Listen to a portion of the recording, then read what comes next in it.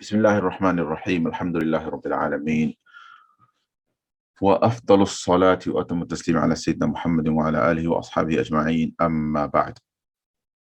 So once again, Assalamu alaikum wa rahmatullahi wa barakatuh to all of you. My name is Shams Ad Duha. I think most of you will know since the invitation kind of went from me.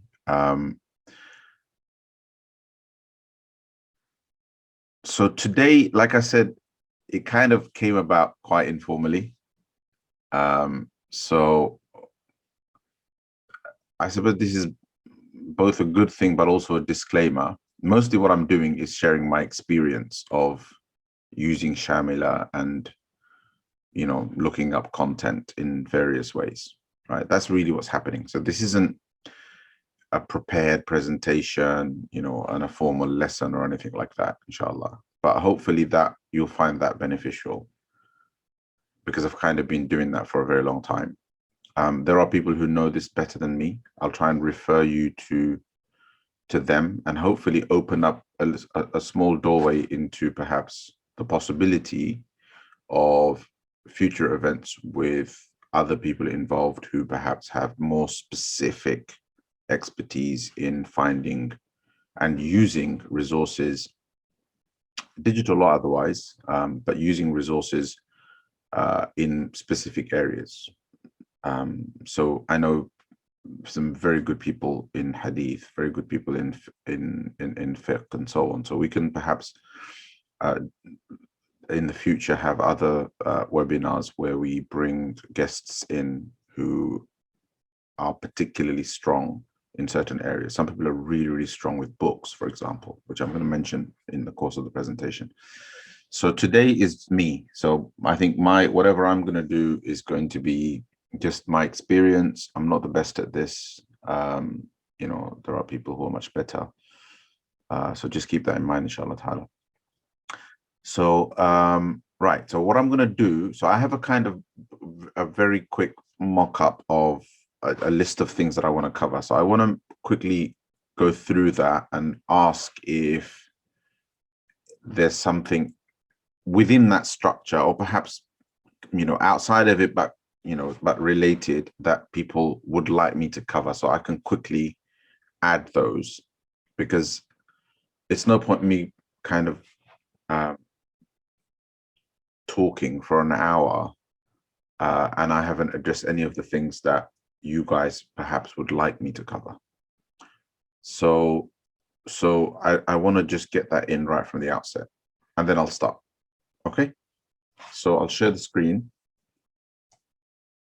All right, so let's get past that title slide. Okay, so this is basically a quick outline of what I want to cover, right? So ignore the first two. Let's move straight on to the third. The first two are just notes for me. I'm literally going to keep myself on track using these slides. So we're not really going to be using these slides, but this is really to kind of take your contribution on things that you want me to cover. So we're going to start with Shamila, and just and basically the things I want to cover under Shamila, mainly with a view to just giving you the key practical functions. So I can practically use Shamila, but there's probably stuff in the inner workings of Shamila that I haven't quite figured out yet. I'll point out to what those things are, and that's perhaps another thing for another day. Yeah. So let me cover this. At the end, if you think something isn't being covered, then that's when we'll add it, inshallah. So first of all, so how to install it, where it is online, you know, how to save it locally, etc. There's some quite important things to note here that I've learned the hard way by making mistakes. Then downloading books to the empty version, and I'll explain that in a bit. Understanding the interface, PDF versions is a really, really important development in the latest version or the latest iteration of Shamila. So using Shamila for reading, bookmarking, taking notes, you know, both doing those things on Shamila as well as on Adobe Reader. You will find as I do this, I'm going to be fumbling around looking for certain functions that I have already used, but suddenly don't know where they are now. But hopefully that won't happen too often. All right, and there'll be guys, and I'm sure there's people here who've used Shamila who'll be able to help me out, inshallah. So just jump in and help me out. Search function, especially for hadith search and takhrij, but there's other searches, but most other searches are more about a keyword search within a book or books, or categories of books. But there's interesting dynamics involved in hadith search, and as well as finding takhrij related information. Then there's some important things to note about typing keywords accurately and using correct conventions. And then finally, we'll move on to some other things. So searching books generally. So we're not talking about just Shamila, but generally how do we find books online? The phone version of Shamila, if I can squeeze that in. This is where I think I'm going to be running out of time. The phone version of Shamila, the Mac version, there really isn't much to say there, by the way. It's really just a note that there is a Mac version and that I'm not familiar with it. And hopefully there's somebody here who has some familiarity who can give us some information. And finally, looking other things up online. So I've just mentioned a few things here, and this is where perhaps you guys can contribute. So I've added, I've put dictionaries, fatawa, hadith, khutbahs, because I thought these are some of the things that are going to be relevant to many of you. And this is where I'd like you to contribute with things that you think I should add. So this is, now I'm going to look at the chat very quickly, start punching in a few things, and I'm just going to pick the things that I think are relevant right now and that I'm not going to cover, like most likely in the hour or so we're going to have, I'm not going to cover. Yeah. Anybody want to do that? Anybody want to make a start? So just anything that you think I haven't covered here, but you think is essential that you've come here to hear or take away, just put it in. If there's nothing, say so I can move on, inshallah. The web version, okay. Okay, maybe all right, maybe I'm not very familiar with it, but we'll look for it, inshallah, if there's time. Let me just make the here directly. What else?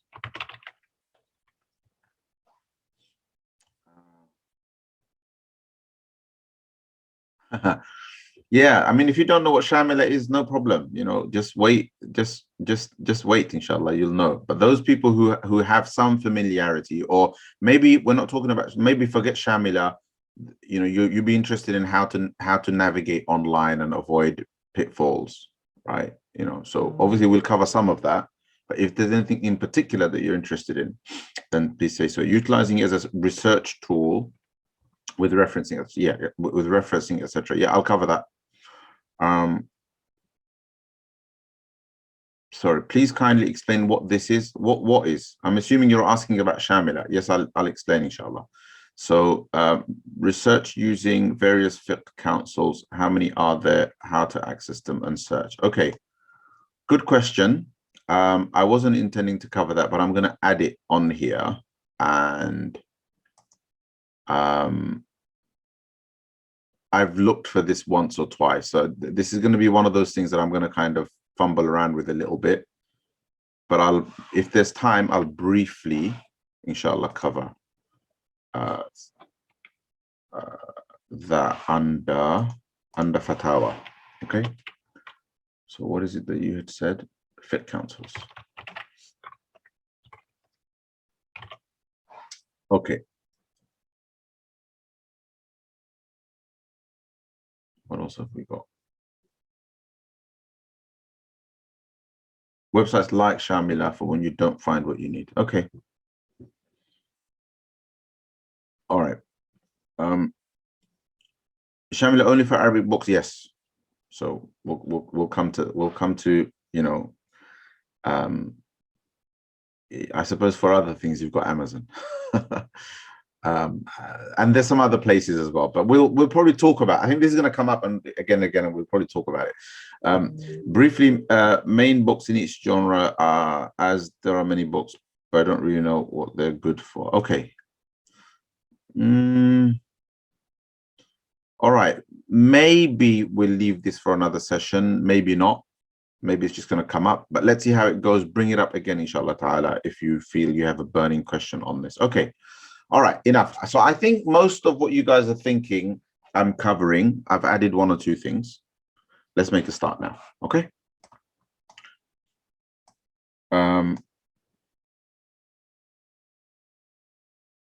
All right, bismillah. So let's move my Sharmila screen over. And close the thing. Right, so there's your this is what Shamila looks like. So let me begin with let me just have my presentation in the right place so I can keep things on track, inshallah. Okay, so first of all, let me begin with a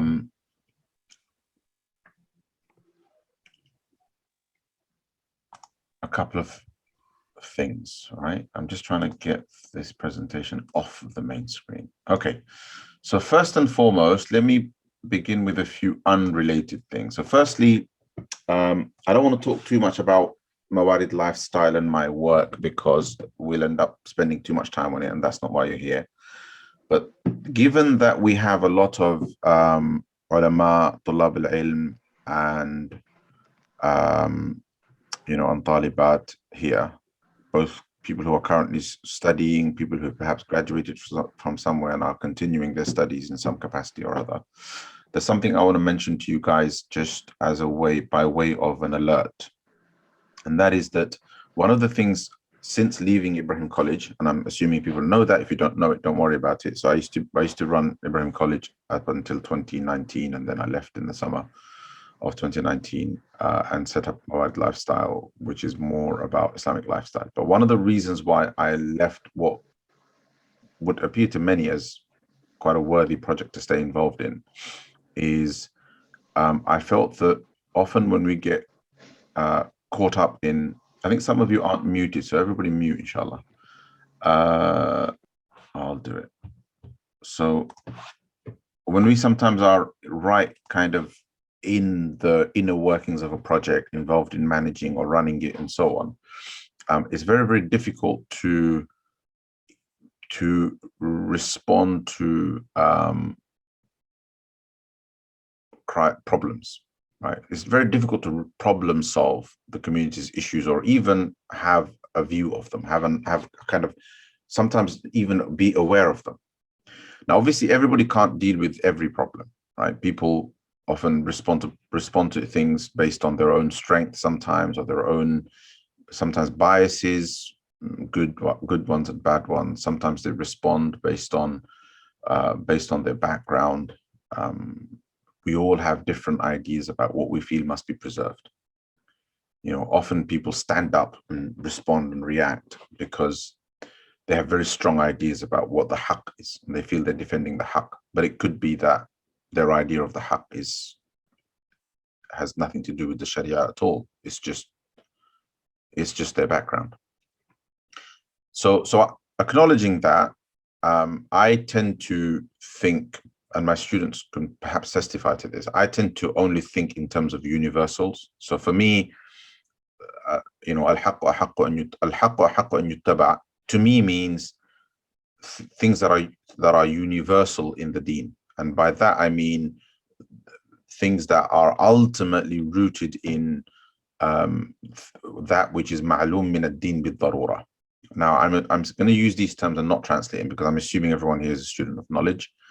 But you know, if you don't understand something and it's a critical point, I'll inshallah explain. But so things that are necessarily known in the religion, and these are the fundamentals of iman itself, the key kind of the key fara'id of Islam.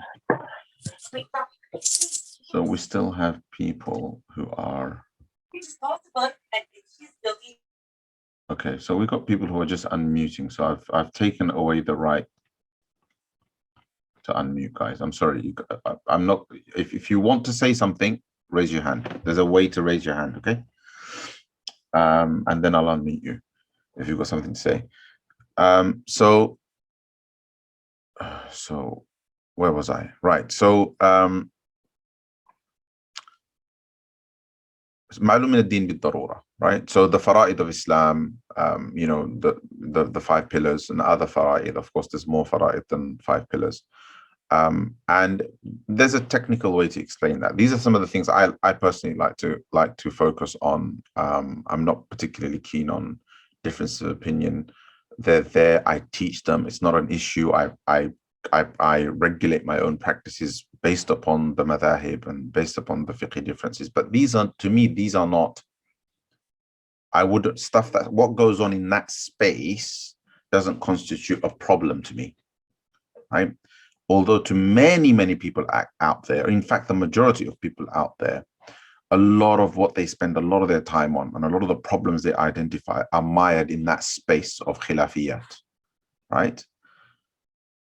Which is a really unfortunate reality, because in my opinion, this is a form of kaid of the shaitan, in the sense that the shaitan has got us so caught up in matters of khilaf and matters of difference of opinion that even if there was an exodus of people leaving Islam, we wouldn't notice.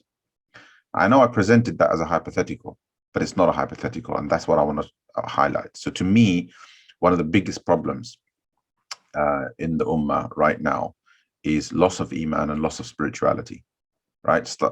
And solving that involves addressing those two things directly, as well as trying to preempt loss of faith and loss of spirituality by working with young people and changing the way we engage with young people.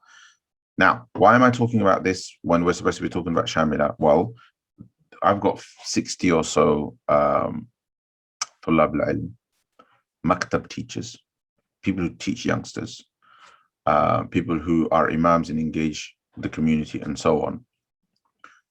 So I feel it's amanat, and I need to share this. What I want to share with you is that there's a massive crisis of people leaving the faith. The vast majority of people that I have encountered who deal with people, imams, teachers, etc., don't know how to deal with some of the questions that arise from people who are having doubts in Islam, or people whose iman is on the slide downwards, right? Who are pretty much kind of on an exit path out of the deen. Nor do we properly understand the pathways to doubt and the pathways to apostasy, right? We have vague ideas about them, but we don't know how to stop them. We don't know how to respond to them. Most importantly, how do we educate our children, our students, ourselves in a manner that can respond to all of this? So to me, this is a big priority. This is one of the things that I focus a lot of my time on. And that's why I wanted to bring your attention to this. And I teach a course called How to Protect Our Iman in Today's Climate. That is a basic introduction to all of this. And I think that every single student of knowledge and every single, Darul Uloom graduate, Islamic University graduate, seminary graduate needs to do it. If what I've just said is not something that you would consider a comfort zone for yourself. If it's not a comfort zone, you need to make it a comfort zone, because saving people from leaving the Hanafi madhab is not a greater priority than saving people from leaving Islam, and saving people from leaving Salafiyya or leaving Brelwiyya or leaving some other group or etc. Keeping people within Tabligh or within Jamaat Islami and all of these other things that we've created for ourselves. These are not priorities, not at all, right? They're absolutely not priorities, not shar'an, not even strategically, right? Even in terms of strategy, these things are not important. What's important is to preserve people's iman and deen and bring them onto some sort of commitment to spiritually practicing their deen. All right, but it begins with iman. So if this isn't a comfort zone, then you should do it. If you want to go onto the Mawarid Lifestyle website and sign up right now, you can. But if you give me a few days, then maybe I can. I thought about trying to do it today, but I realized I don't have enough time. Then maybe I can create some sort of special process for Tullab al-Ilm and ulama that allows, some sort of, like discount, as well as some sort of special arrangement, so that I can engage with them directly, over and above what I do for other students. So give me a few days to think about that, inshallah, and then I will probably launch something. But I want you to just think about that. So there are various challenges. So a lot of my engagement with the community on this point actually began because I came across that piece of Pew research that said 23% of Muslims born into Islam in America were no longer associated with Islam, which is almost a quarter. Which basically means, and I hate to put it like this, but just to present a worst case scenario, if you have 4 children, according to this statistic, there's a chance that one of them, and they've grown up, they're past their teen years, there's a chance that one of them secretly doesn't associate with Islam anymore. But he may still be coming to masjid with you, coming to Jum'ah with you. Maybe you've educated them, they're hafiz of the Quran. I mentioned these examples because I have encountered actual living examples of every single one of these instances. Okay, of a hafiz of Quran who's actually an apostate, who's actually left Islam. Some, people who've left Islam but are attending Jum'ah, Eid, fasting Ramadan, just to remain socially connected to the Muslim community, and so on and so forth. All of these are real examples, right? People have left the deen because they have same-sex inclinations, attraction, and so on. So that was one thing. And then in the community, it kind of just happened where a maktab rang me. The head of a maktab rang me and said, our 12, 13-year-olds are asking questions about Islam that are really problematic, and we don't have to deal with them. And I had to go and have a session with the students and then do an inset, basically, for the teachers. And that's when I realized how bad the problem is. And obviously before that, we had an open door policy at Ibrahim College where anybody who had doubts about Islam could just come in and just talk to any one of us. And I encountered a lot of people just because of that.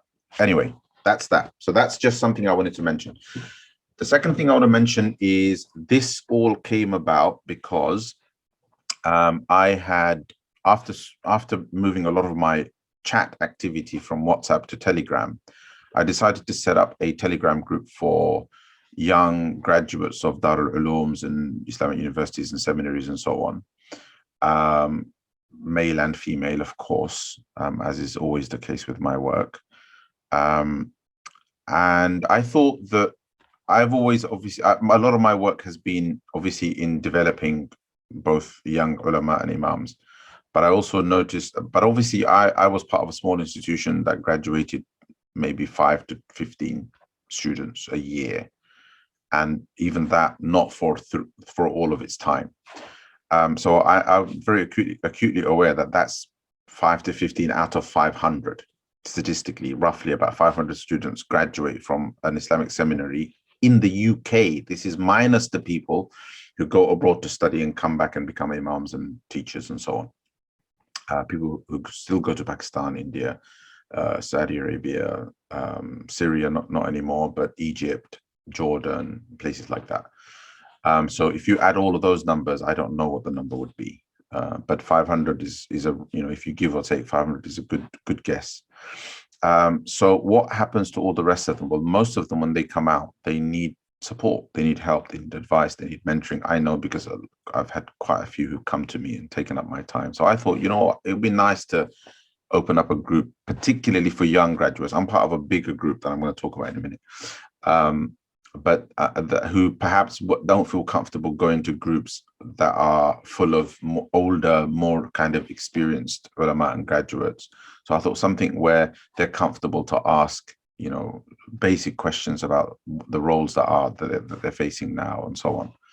And it can turn into a kind of informal mentoring process. And this event and one event earlier really is from that group. So I wanted to invite all both current students of knowledge in seminaries as well as graduates onto that group. And I would invite one of the brothers who's on the group, who I know you're here, to just share the link to the Telegram group, inshallah, to the Tullab group that we're on. So we already have around 250 people on there, which honestly is quite surprising. I didn't expect so many anyway, but obviously there's a lot of people. You know, there's anywhere up to 10. There's 500 a year. Then in the last 5 years, there's 2,500. Right, so it's a lot of people. Okay, and you know, sisters are also welcome. We had quite a lengthy period in the beginning where we didn't have many sisters joining, but lately we have had. So sisters are welcome. Telegram's pretty private, you know, so inshallah people's details are pretty safe. Phone numbers are safe, at least, you know, which is not the case with WhatsApp. Okay.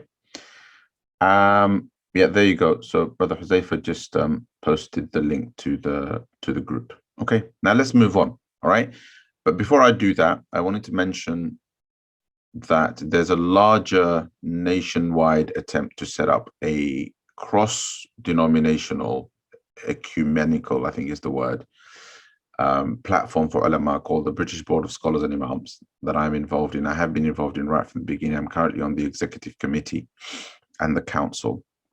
Perhaps somebody more senior than me from the BBSI might actually be here with us attending today.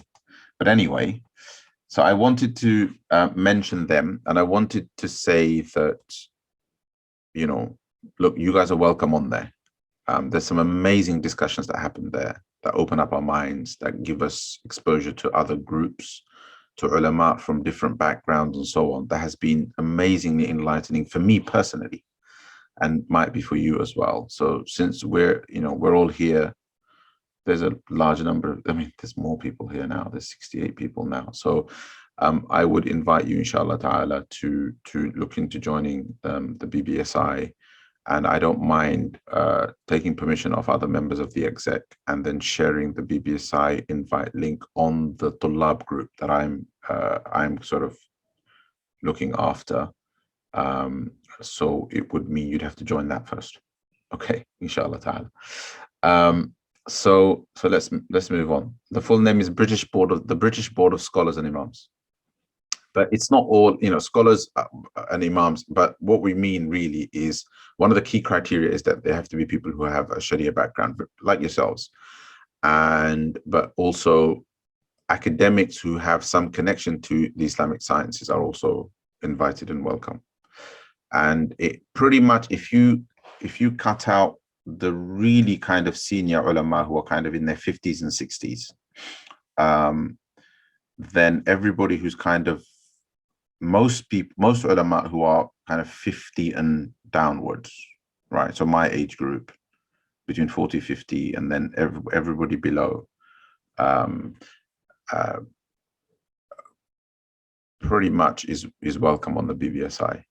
We haven't yet sorted out formal membership. That's all something that's coming soon. But what you have to understand is, it's not Deobandi, it's not Brelwi, it's not Salafi. The whole idea of the platform is we bring everyone together, and we argue, we squabble, we debate, but we get along as brothers and sisters. And it's obviously it's men and women. And it's really a way of I learned this term on a course in Oxford. Like it's about it was an interfaith. It's really about understanding one another through encountering one another and discussing with one another and so on. And we've been at this for about 7-8 years, and it's been amazing, honestly. I think the first thing you realize is most of us just make assumptions about one another. We don't know the first thing, and we criticize and we blame. We even make tadleel and tafsir, and actually we're wrong. And all it takes is to just get to know people. Okay, inshallah. Barakallah fikum. So, okay, let's move on to Shamila now. So the first thing I'm going to show you is the Shamila website. So if you go to Google, hopefully you can see the screen, right? Still see the screen, everyone? All right. So if you go and just search, I don't know which one's going to respond, but I'll try Shamela. I think it's spelled like that with an E. Then you'll get the Shamila website kind of at the top of the search, right? And you'll end up at this page, shamila.ws/index.php. Yeah, zoom in a little bit. Okay, so this is the Maktaba Shamila, the main page, and you've got some basic information, some updates here, Jadid al-Akhbar, you've got new books being announced, and so on, right? So now this is where you come to download a book. Oh, they have like a suggest a book feature as well here, which is quite interesting. Books that the Maktaba Shamila team is working on. It's interesting as well.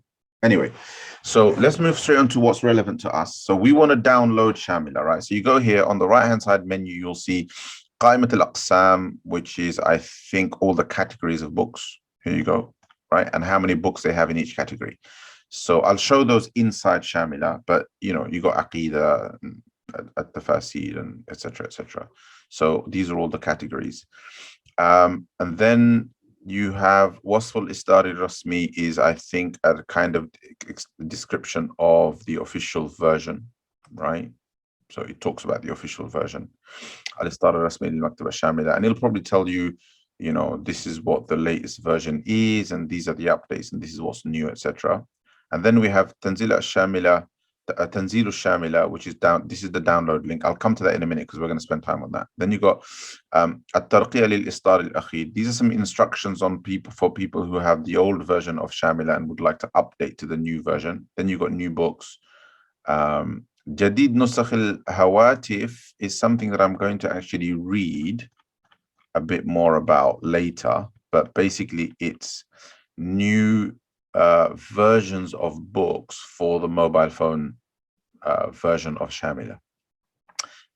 There's some stats for Al-Aktharu Tahmilan, books that have been most frequently downloaded. So, you've got Lisan al-Arab, Fath al-Bari, Sahih al-Bukhari, Tafsir al-Qurtubi, etc. Okay, so that's basically a quick overview of the website. Here's the how to download Shamila. So there are two options, right? So you've got Rabit al-Tahmil, which is the download, which means download link, which is down here, by the way. And the version here is Rabi'ul Akhir version, basically. And there's two options. Nuskha mashhuna bil kutub, which is 6.8 gigabytes, right? And you can get a malaf madghut, which is a compressed file here, and malaf isu, which I've never used, so I'm assuming it's it's some sort of platform or compression system or something like that. I'm saying it because I don't use this. This is not the one that I use. I use the second one normally when I have to install Shamila, which is the Nuskha Mufarragha, which is only 266 megabytes, and that's basically just an empty Shamila with no books in it. And you just get the software downloaded onto your computer, you install it, and then you basically then download the books from the program via live update, right? And I find that a lot more convenient and easy. Okay, and then for that you simply go here, download the compressed file. So there, huna malaf madghut, and then and so that's what I do. I've not tried the other one, but that's what I do. And then you basically extract the files installed. Okay. So, and here there's some general kind of clarifications and things like that, which you may be interested in reading or not, but hopefully what I'm telling you is going to be enough for you to, get up and running. So when you click the malaf madghut, what you'll end up with is Shamila being downloaded to your downloads folder, wherever you choose to download it. So if I just quickly do that and show you, so you'll end up with it being downloaded, and you should see Shamila like that, right? So I had a compressed version of Shamila downloaded. This is uncompressed. And all I did was I basically cut and paste it. And this is something I really want to explain. I cut and paste it into a spare partition. So on my PC, I did this recently. I added a new partition. So if you have a computer, basically, the benefit of having a separate partition, which you can do that yourself, even though you have a single hard drive in your machine. My second partition is a separate hard drive altogether, but the same hard drive can be partitioned. Having a separate hard drive is an added layer of security, because then if your main hard drive is corrupted, then whatever's in the spare hard drive is still safe. But if your hard drive isn't corrupted, it's still beneficial to have a second partition, because if your Windows gets corrupted, meaning if you have a software problem, then everything in the spare partition is safe, right?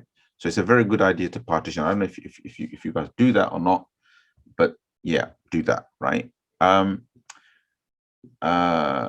If anybody wants to talk about language and installation of language, I'll come to it. I was assuming everybody knows how to use Arabic on a PC, but perhaps briefly I'll cover that as well, inshallah, no problem. Okay, because I just noticed somebody's asked a question there about that. So let me do this, and then I'll go to the language issue. Yeah. So you download it. My recommendation is you move the compressed file into a spare partition. Windows 10 has partitioning software built in, so be careful though. Back up everything before you do it. But basically, if I recall correctly, it's in administrative tools. It's in Windows administrative tools. If you go there, you will find something called computer management up there. You can access it from the start menu as well.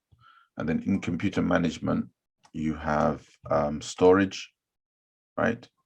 So if you load up storage, you'll have disk management under that, full screen that, and you can basically, so this is my main hard drive, which isn't partitioned, but it is, I should be able to shrink the volume. So the steps are that you shrink the volume. So I can, this is a big hard drive. So this is terabytes worth of space. So, but I have a lot of stuff because I have a lot of videos. So I've got 289.9 gigabytes spare, I'm assuming. I think that's what it's telling me. So whatever is spare, you can shrink to that measure. So if I've got 200 gigabytes spare, 100 gigabytes spare, I can shrink the volume by 100 gigabytes. And then in that 100 gigabyte space, create another partition. If you do that, great. If you don't do that, not a problem. You can still install Shamila. The benefit, though, is to just save Shamila from corruption. Now, I haven't tested this, but in my previous versions of Shamila, if you install Shamila in a separate partition, Shamila operates out of that partition and doesn't get corrupted if something happens to your Windows. And what that means is all your bookmarks, your special, if you've tinkered with Shamila and created your own lists and your own saved searches and all of that stuff stays, right? And I'm telling you because I've just lost all of my stuff just recently, which is why my Shamila right now is actually still downloading, because my Windows got corrupted. I had to reinstall Windows and I lost all my Shamila settings, and I had a few things that I had basically configured. That's why I'm mentioning this. I might get proven wrong, by the way, because maybe this latest version doesn't do that. But I've noticed that it's because if you try to uninstall Shamila from programs in Windows, you won't even see it there, because I think it installs locally. All right. So I've basically extracted it here on my spare drive, and then you go in there. This is what you will see. Just these two icons. You click this one and it will install Shamila, right? Once it's installed, it will look like this. It will say Shamila 4, and there you have the launcher. You click that. You can read these instructions if you want, but you click the launcher and it will kind of launch anyway straight away, but you click the launcher and off you go, right? Because Shamila is a strange kind of app, it doesn't behave like other apps.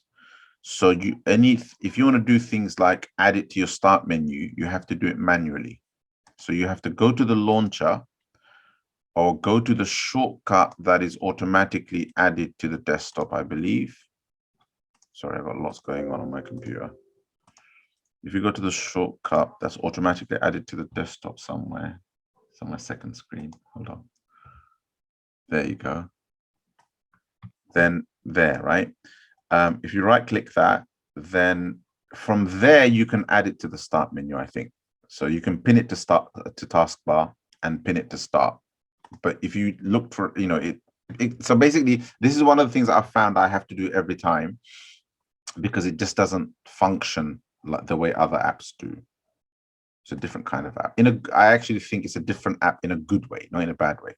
Okay, so and then once you've installed it, you basically launch, and that will take you to the Shamila home screen.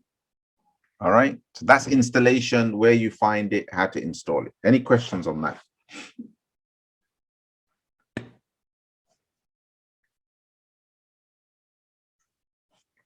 Yeah, inshallah, soon some of the brothers who are helping me will upload the video of this onto the website, notwithstanding any problems, of course. Hopefully I can see that it's recording, so hopefully we'll be fine. Can Shamila be downloaded onto Mac? Yes, but I'm going to come to Mac because it's different. I use PC. I'm not familiar with Mac.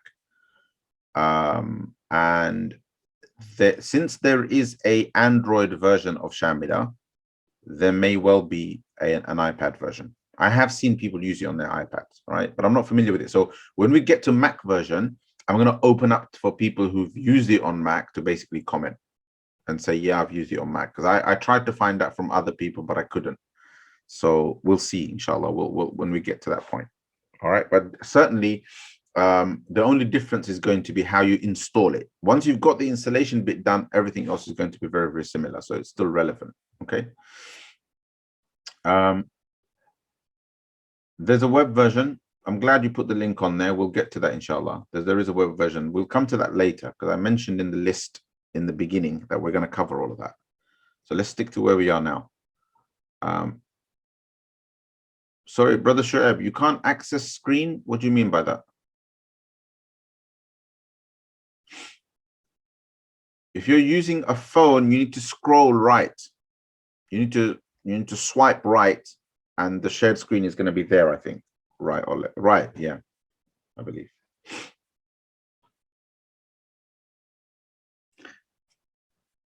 You found it now?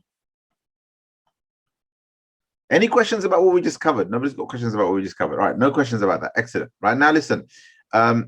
If you're fast, you could have actually installed it just while I was talking, but never mind, right? This is the home screen. Now, when you come to here, the first thing is if you've just installed it, you have an empty version of Shamila. There's no books in there, all right? So what you have to do is you have to go up here. See those numbers there? I mean, it says 5,700 and something here because I've downloaded some of the books. And I actually have a live download happening right now. There you go, right? This is books that are downloading. And I've pretty much downloaded, I downloaded after a fresh install today, I've downloaded about 1,300, 1,400 books. And I'm on the last 8. And for whatever reason, this last 8 hasn't downloaded. So I'll start again. And there you go. So can you see it's downloading? This is how it will behave when it's downloading. Okay. Now, when you get the downloads, when you click that, you're going to get this screen, right? It'll say Tarqiya here, right on the title bar, which means update. And then this screen is the first thing that you're going to basically deal with. And what you'll end up with is a books menu, where there's just a list of all of 6,500, 7,000 books. And you may be looking for a particular book and you want to know, does Shamila have it? Well, you just search the book here. Okay, I'll talk about search conventions later, but you just search the book there. If it's a category that you're after, then you go to tasnif. Tasnif means classifications or categorization. You go there and you'll see all of the categories of the books. So say you want all of the books on Hanafi fiqh. Right? Probably a lot of Hanafis here today, like me, of course.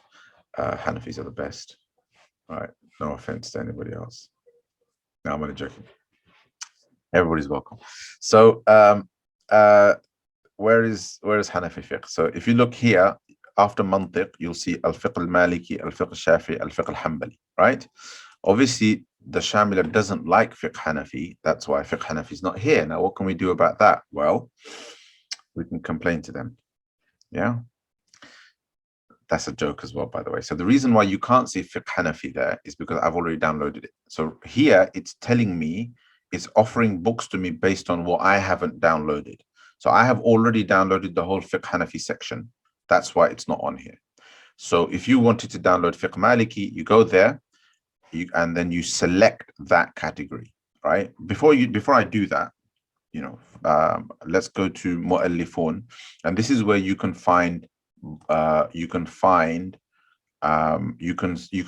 search based on author, right, and download that author's book. So if you look here, it will tell you. Let's go with somebody who's got more than one book.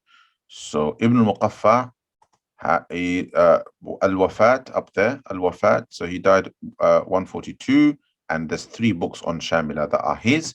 You can select the books there and download them, right? So you just have to click them there, or you have to select Ikhtiyar al-Kutub al-Muhaddada. So all the books that have been highlighted here, you select, it will basically select them and move them across into the download window there. All right. You can also select that whole list by saying Ikhtiyar al-Aqsam al-Muhaddada there, and you'll end up with all 3 of them being ticked, right? And all 3 of them being added to the download window, and then you download them there. So I'm not really interested in downloading these. So I'll test it by going to Tasnif and going to maybe a category. And you can also go into a category and pick individual books. So perhaps there's something in Aqidah that I haven't yet downloaded.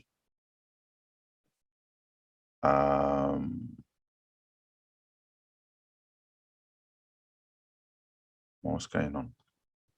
All right, Tasnif. Oh, okay. So sorry, it's still trying to download my books. That's why it's not showing me these, and it's not showing me the Aqidah ones because I had to search for Lisan al-Arab before. Can you see up there? If I just get rid of that, now everything shows. So now if I go to Aqidah, these are all the books on Aqidah. I've downloaded a few already, but let's pick one that I'm interested in, right? So this is how you download an individual book. So something that I might need, or I have, or I sometimes refer to. So Al-Milal wal-Nihal, I believe this is Shahristani's Milal wal-Nihal.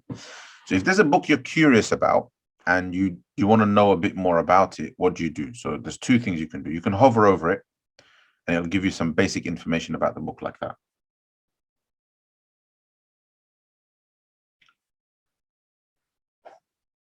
Thank you, Sister Michelle. Okay, good. Maybe you can let us know what happens with your Mac. All right. Right. So yeah. So if you hover over it, it'll give you some basic information. So it's in the category of Aqidah. The book is called Al-Milal wal-Nihal. The Mu'allif is Abu al-Fath Muhammad ibn Abdul Karim ibn Abu Bakr Ahmad al-Shahristani, as I thought. He's a 6th century scholar. The publisher of the book is Mu'assas al-Halabi. It's got 3 volumes. This version has 3 volumes. So that was just a pop-up. It's gone. Here we go. It's back. And Tarqim al-Kitab Muwafiq lil-Matbu' is very, very important. I'll tell you what that means in a sec. And then Tarikh al-Nashr bil-Shamila. When was it published on Shamila? Now, so that was a pop-up method, right? Another way to do this, I believe I can know where this is to load something called Bitaqatul Kitab, right? Up there, that yellow, it looks like it looks like one of those post-it note kind of icons, right? Click that, and it will, so we can make the window bigger, and it'll load up the information about the book here, and you can scroll up and down, right? And here you'll get more information, right? So now coming back to this point about ترقيم الكتاب موافق للمطبوع, this is really important, right? So basically what it's telling you here is when the Shamila version of the book was typed up, it was typed up based on the page numbering of a published version. So the Mu'assas al-Halabi version, right, was typed up, I don't know, or they got hold of the typed manuscript. It was typed up in a way, and all of the pages were kept the same as the published page numbers, so that if you, there may be lots of mistakes in this, right? But if you were to, for example, if you were to search that, if you were to search some content in that book, so say you're reading page 100, volume 1 of that book, and then you wanted to reference that and double check that information before you referenced it in an academic paper, all right? And somebody touched on this before. For that, you shouldn't reference directly from Shamila, right? Why? Because Shamila is very, very prone to typos, because everything's been recommissioned for type. It was a quick type, probably students of knowledge typed it up, etc., etc. It won't have the kind of rigorous tasheeh as a published version might do. This might improve in the future, right? However, it's always good to double check something in the published version. Now, there's a really easy way to do this nowadays, which I'll show you later. But what you then do is, what you can basically do is look at the page number in Shamila, and if it's Tarqim al-Kitab Muwafiq lil-Matbu', then, and you have the Mu'assas al-Halabi version, you should find that reference in the published book on the same page. That makes sense? When that's not the case, Shamila has another category where it says Muraqam Aliyan. That means that it's not being numbered according to a published version, but just auto numbered, meaning it's just a Word document, basically. That makes sense, inshallah. All right, so that's the bitaqa. And then sometimes, not always, sometimes the bitaqa also has an intro to the book. It also has some information about the book, which is really, really useful. All right, and you can do that for any book. So if you go to Fadaih al-Batiniya, right, you can go there and then look up the bitaqa, right, and there you go. Or actually the bitaqa will switch as I switch books. So as you can see, the interface is pretty good. All right, inshallah. Now, if you, so this is now, so say you now like Qawaid al-Aqaid, Qawaid al-Aqaid, right? That's Ghazali's, I think. Yep. So the Abu Hamid Muhammad ibn Muhammad al-Ghazali al-Tusi, right? So you like that, you want to download it, single book. You simply take it there, go to Bad'u al-Tahmil up there, that play button. Go to Bad'u al-Tahmil. Maybe there are some, I don't know what these options are for, but nothing loads. Never mind. So you just go to play, click Bad'u al-Tahmil, and the book will download, as you can see. So it's downloading Milal wal Nihal as well. All right.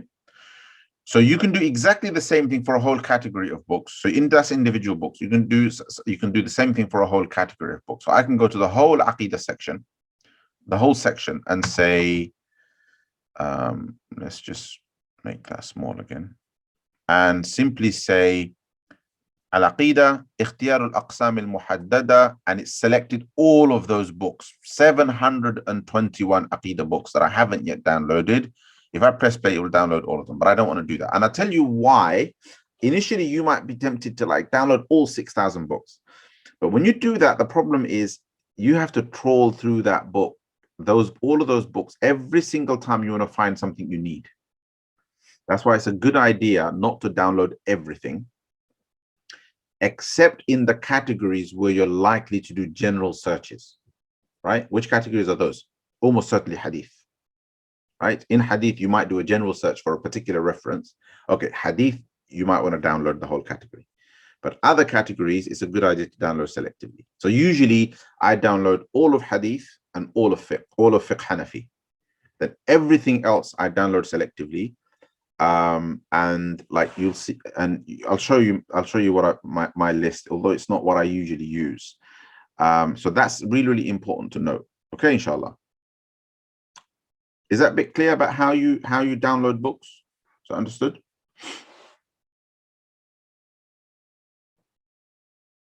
Yeah, Sister Michelle. So try and install that. You downloaded. Was there a Mac version there?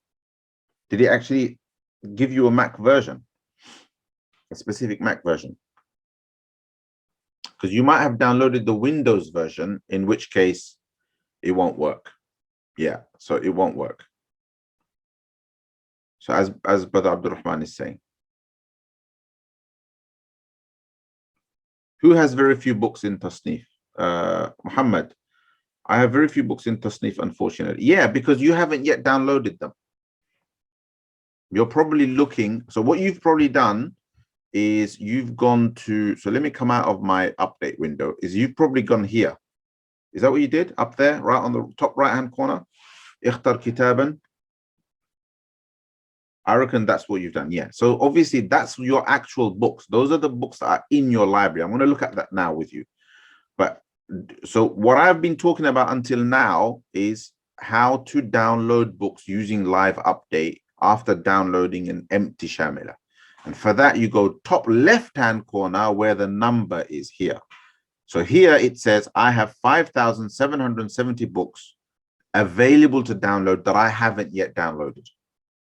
Now I can go into that, open up the live update window, search, like general search in all of the books to see if a particular book is there that I want, or browse based on category, or browse based on author, pick a book or a category. So either I say ikhtiyar al-aqsam al-muhaddada, I pick a category, so like in tasnif, or ilgha al-aqsam al-muhaddad, or like if I've accidentally clicked it, then ilgha, cancel what you selected, or let's get rid of this bitaqa now.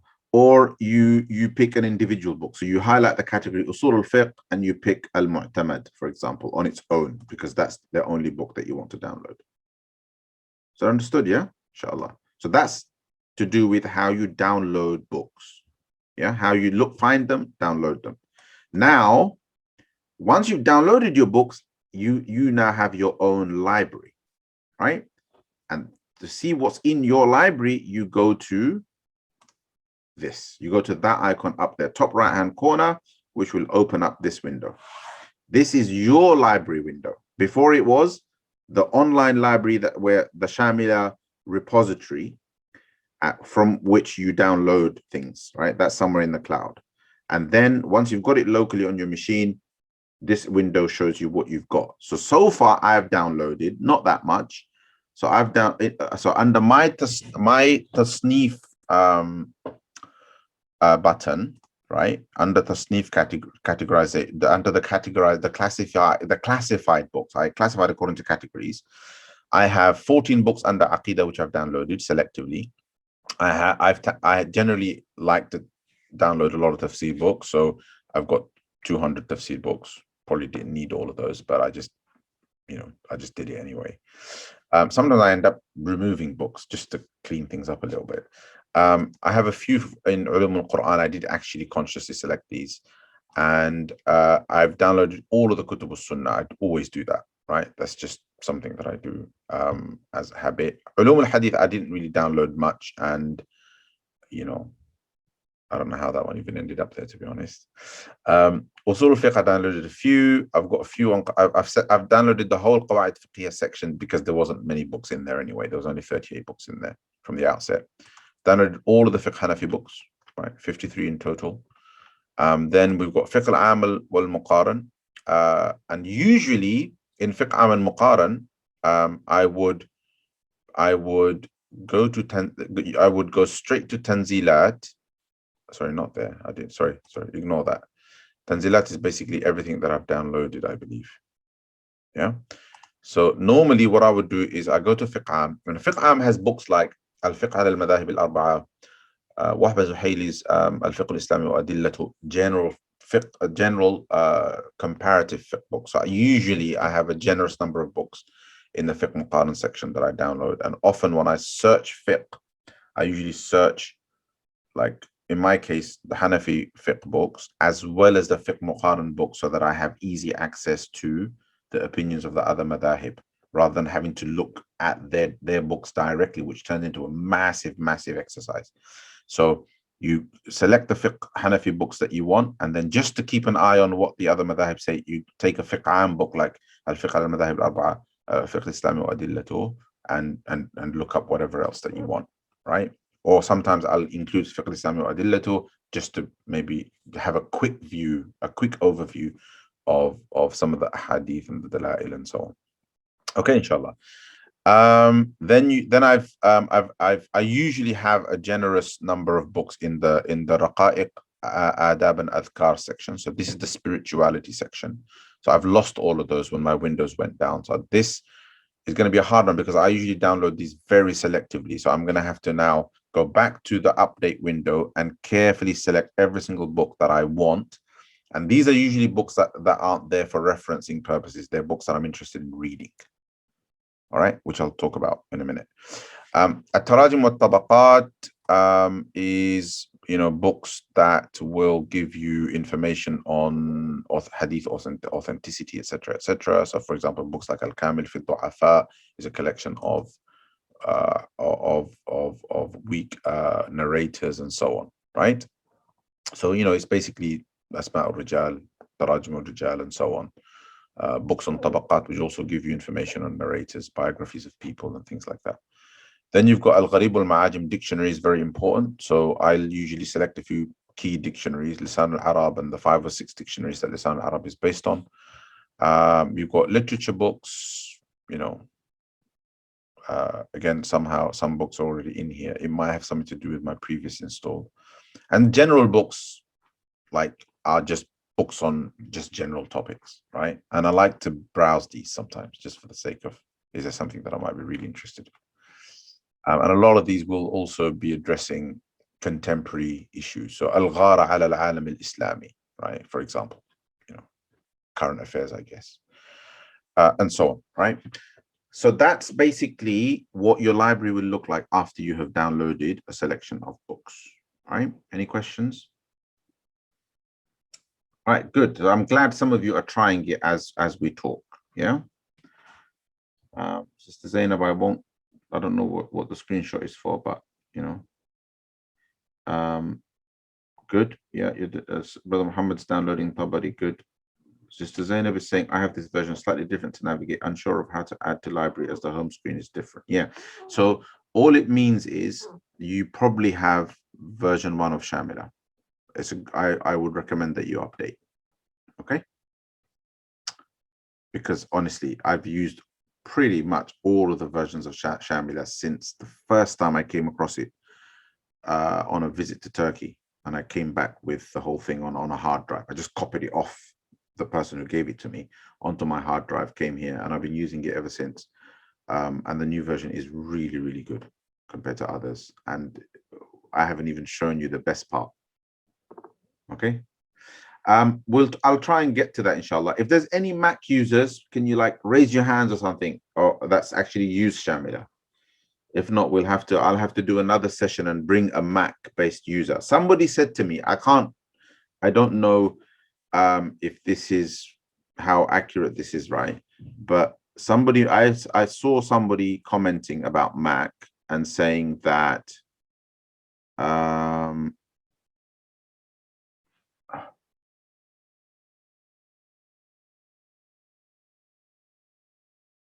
so here, look, it tells you, if you go to the website, look at the screen now. It says هذه النسخة تعمل على Windows على Windows 7 فما فوق. This is Windows 7 and above.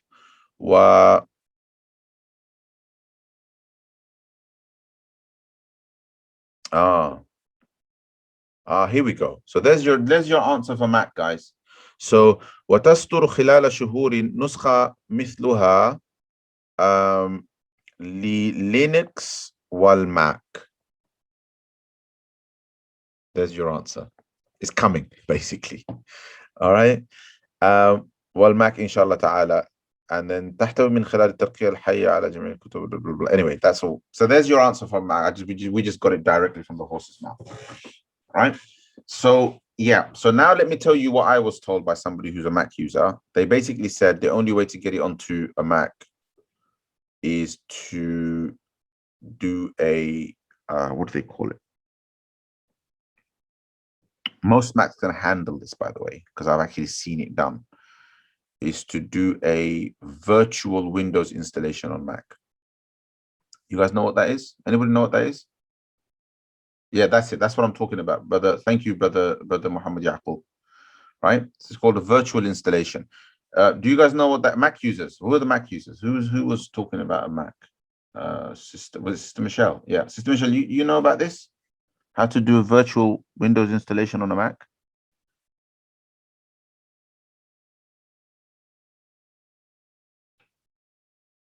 Right. So the way it looks, right? So the best way I can, so there's these softwares that have been developed. So this is the Mac or the virtual installation of Windows on Mac is actually pretty solid, pretty good. All it is, it uses up quite a bit of power, right? But Macs can handle it. Most Macs can handle it. But what it does is, so when you find out how to do it, what it basically does is it essentially it enables your computer to run two computers simultaneously, right, within the operating system. So you've got your Mac interface running, but one of your windows is actually a Windows computer. It's basically a Windows installation with the whole Windows interface, right? It makes no difference to you because once it's loading, you install Shamila into the virtual Windows installation and then load Shamila up from there. All right. So practically, though, in terms of how it will look and feel for you, okay, it might take a little bit longer to load up. I'm assuming because it's quite a lot of power involved. But eventually, it'll be no different to what you're seeing me doing. Like, Shamila is just a window, right, on my desktop. It'll be the same for you. And I'm telling you this because I've seen people at work do it. Right, and I've their machine was working perfectly well. So that's basically what I've just heard from a Mac user earlier today. All right, you got that? Yeah. Brother Muhammad, maybe tell us what those other methods are. But yeah, that's that. And until they launch a Mac version, right? This is a perfectly good solution, by the way, and it won't damage your machine, right? It shouldn't do. Okay. Why? I'm just trying to remember when somebody did it. Yeah. So when my colleague at work used the virtual installation of Windows on his Mac, he just did it because he wanted.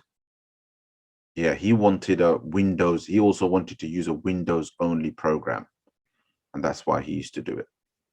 All right. There's something called Bluestacks as well that enables you to do the same thing, but for your Android phone.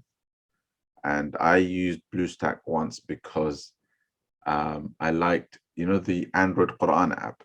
I liked it so much in terms of how easy friendly it was for search that I started looking for a virtual Android system and found Bluestacks and tried it. I mean, it works, but it uses up a lot of power. So on the machine I'm using now, it can handle it, but on the machine I installed it on back then, it couldn't handle it. As you know, when it comes to power, Macs do better. When it comes to user friendliness, Windows does better. All right. So it's already 9:15. SubhanAllah. We're already down to 40 people.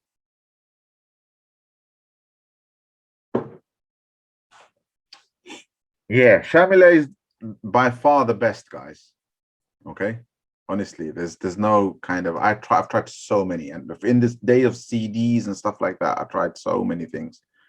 Nothing is as simple and as easy user friendly as Shamila. And it's standard. You go to the Medina, you go to Masjid Nabawi Library, they've got Shamila on every single computer because it's that good. Okay, And it's, but somebody was asking about licenses. It's free, man. It's completely free. You know, it's majanan basically. Okay, so let's prioritize a few things now. So you've got that, you know how to get the books. Okay, but now what? So reading a book. So let's open a book. So let's open the Quran section. So Shamila has a specific Quran interface, right? Up there. Can you see? You open it and it lets you, obviously it lets you, you know, see, you see all of the surahs there. You pick a surah, right? There it is. You can choose different khutut. So you got, it has three here. Khat al-Majma, Khat al-Amiri, Khat al-Imla'i. All right. And then what's really good about the whole of Shamila, and this is why I started using Shamila, made my life really easy, is how copy paste friendly it is. Okay, so for example, if I want to copy paste some verses right onto Microsoft Word, it's very simple. It's like copying pasting from a Word document, right? Let me just take that back a little bit. Copy. I just press Control C. And let me open a new Word document. There you go.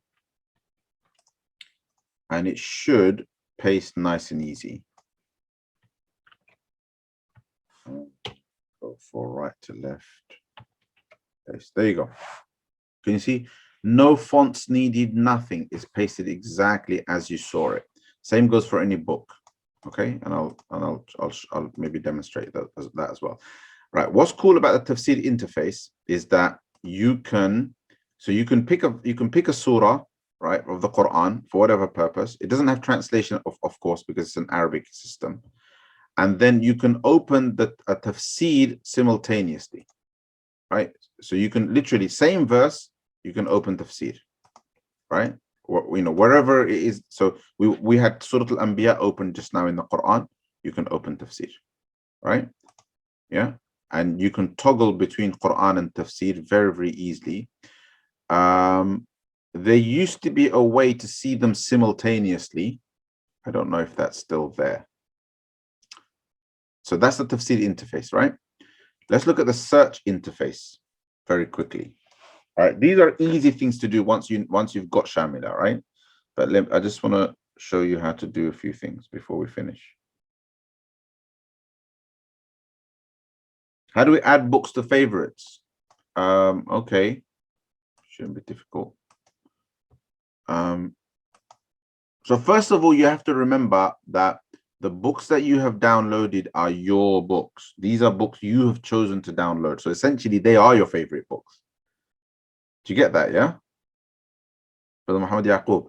And then usually what ends up in your bookmark, right, or what ends up in your further in your favorites is stuff that you've bookmarked, right? So when you open your books library there, your bookmarks will show up under here, there, the star, right?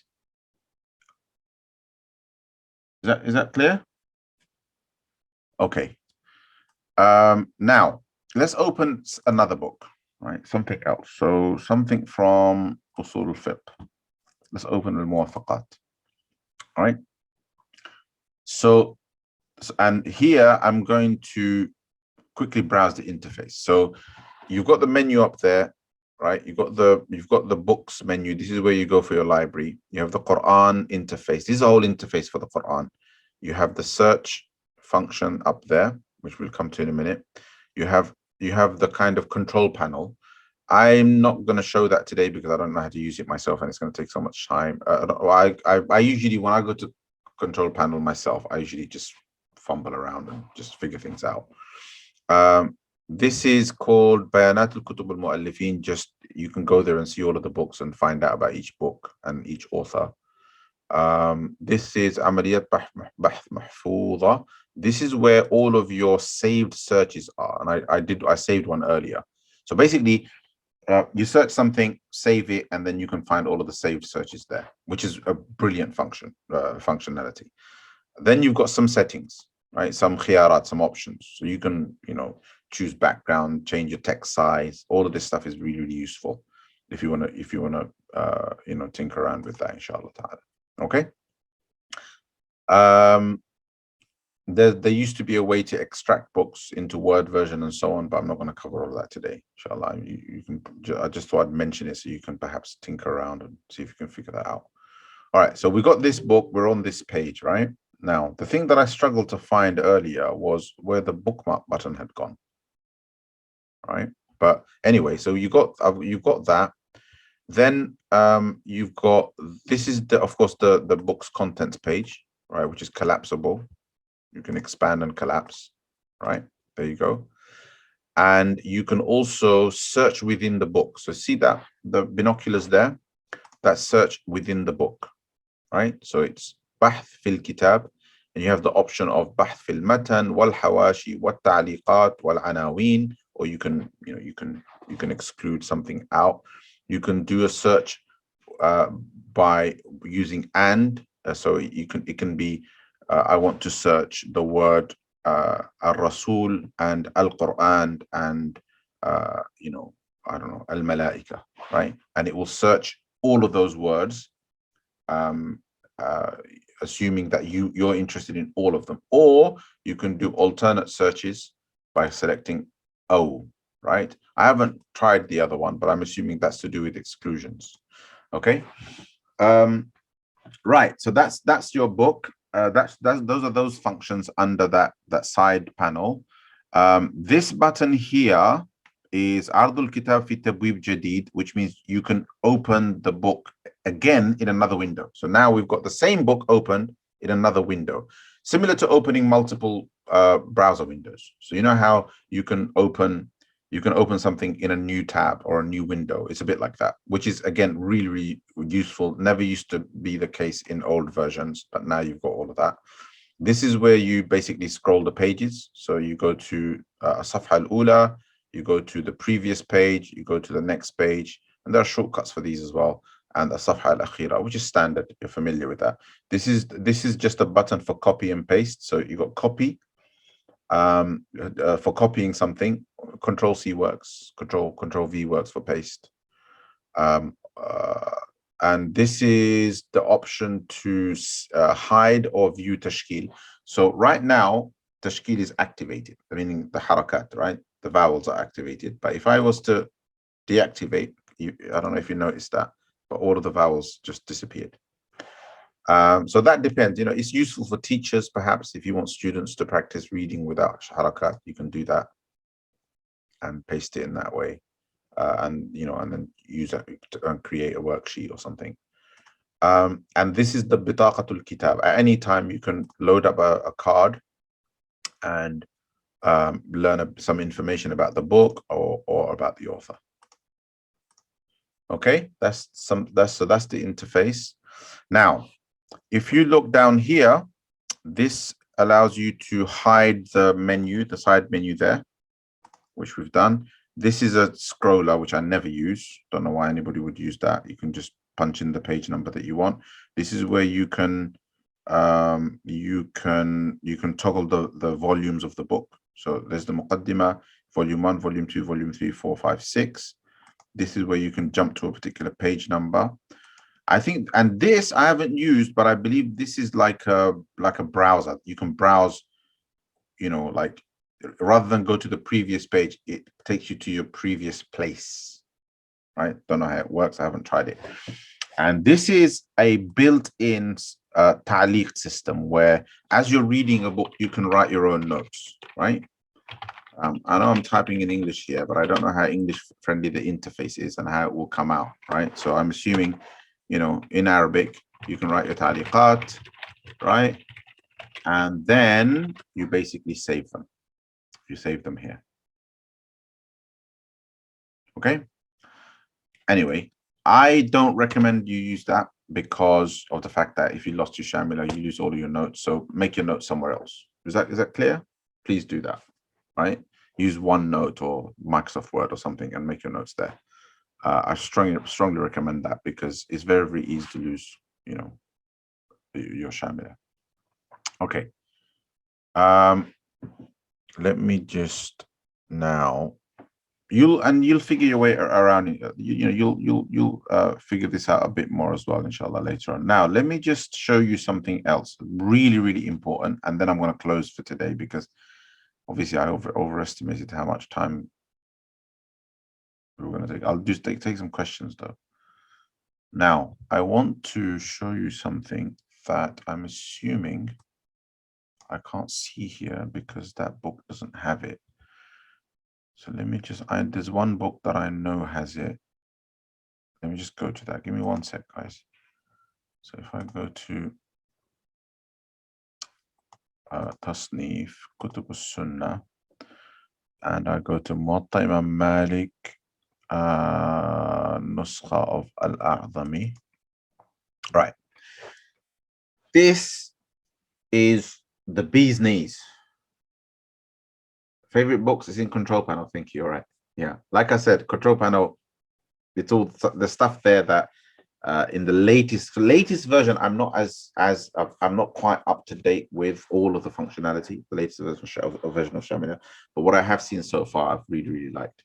Now, let's now talk about Adobe. Very, very important.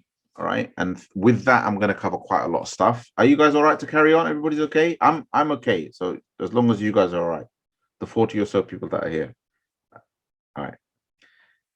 So the page number on Shamila accords with the page number on an actual publication. If not, it will say so, right? So let me just one more time show you. If you go to the live update and go to Tasnif and go to some categories, you will sometimes find books or categories marked as Muraqqam Aliyan.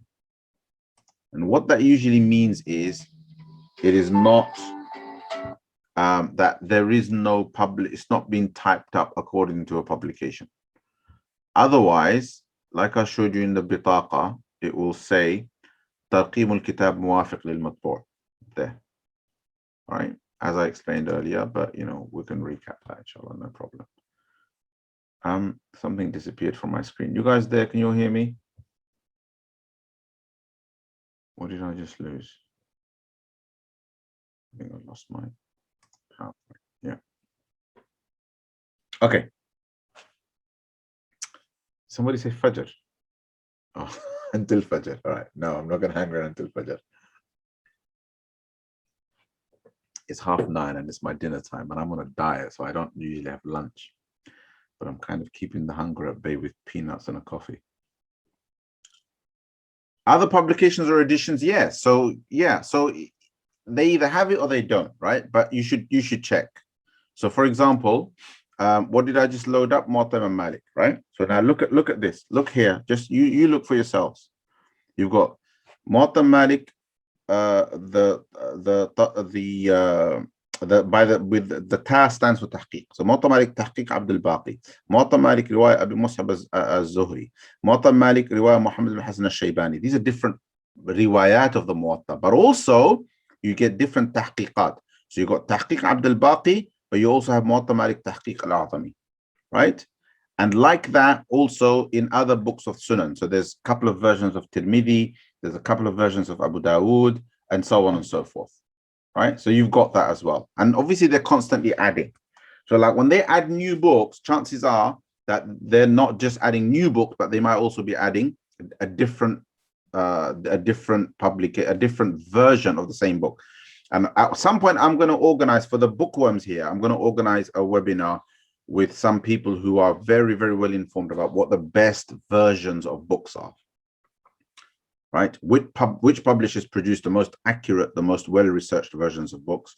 I want to do a webinar, and on that one, I'm going to attend, right, as a student myself, because I know some bits and bobs, but I don't know enough.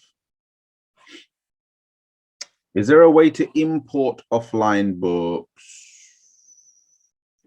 There used to be, especially if you have them in Word, but I don't know. And I tell you what, if you want to try to figure that out, have a little tinker around in the control panel in Ghurfat al-Tahakkum, because that's where those functionalities used to be. Okay, I don't know with the latest version. How do you keep updated to more events like this? You join the Telegram group, which the link was provided earlier. Somebody post it again, please. Okay. That's why I set up the Telegram group, so that we could do things like this that benefit you know, Sharia graduates. All right, so I said I was going to show you like the ultimate new feature in the latest version of Shamila. So let me do that. So we've just opened Shaykh Mustafa Adami's version of Muwatta Malik.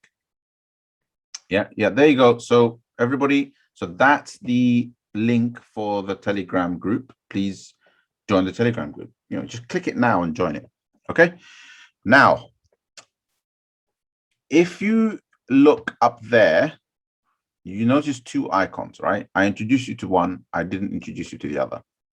So the first one is the Shamila, is for Shamila versions of the books, of 5,000 whatever books, right?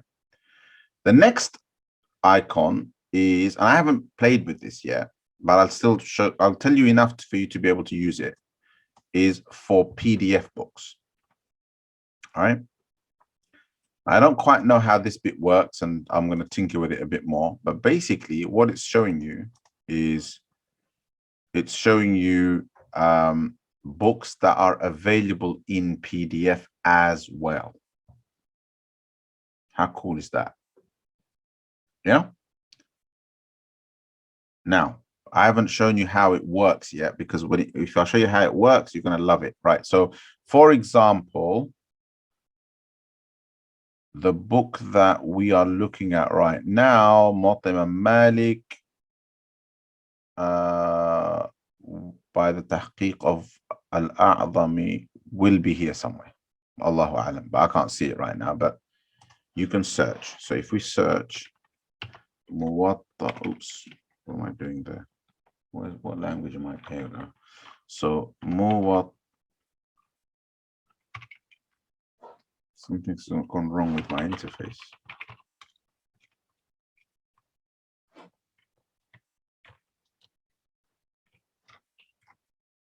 Okay, English, Arabic.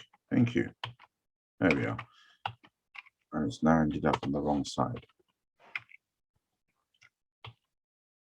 Muwatta.